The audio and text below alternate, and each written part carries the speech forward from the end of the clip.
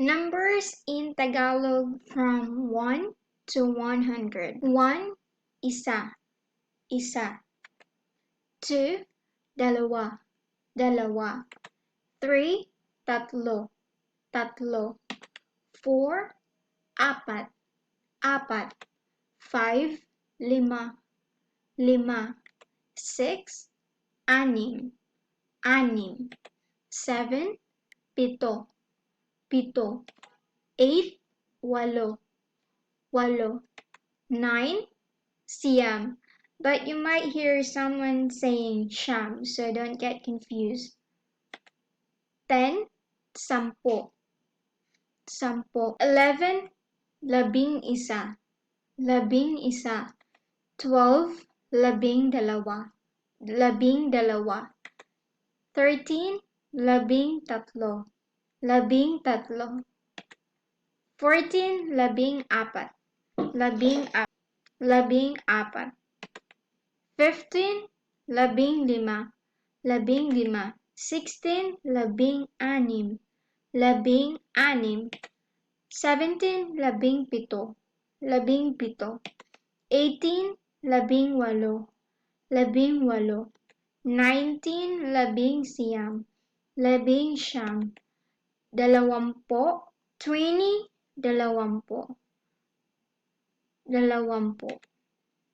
21, dalawamput isa. As you can see, for 2 digits, it's really important to learn to be familiar 1 to 10 in Tagalog, so it's easier for you to say the 2 digits in Tagalog, like from 21 or 3 digits up until 100 and so on. So that is very important.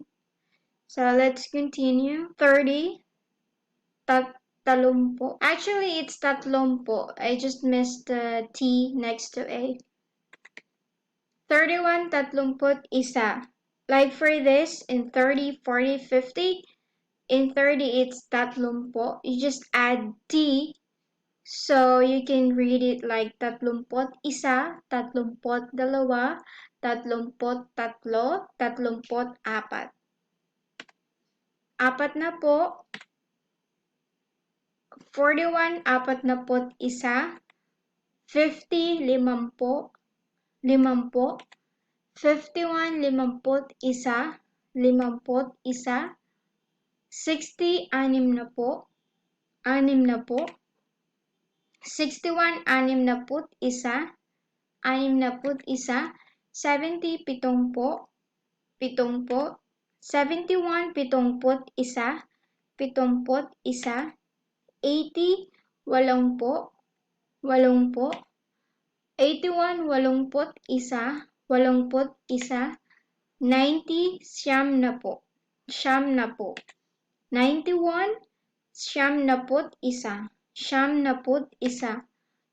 100, isang daan, isang daan. Thank you so much for watching, and please again don't forget to subscribe so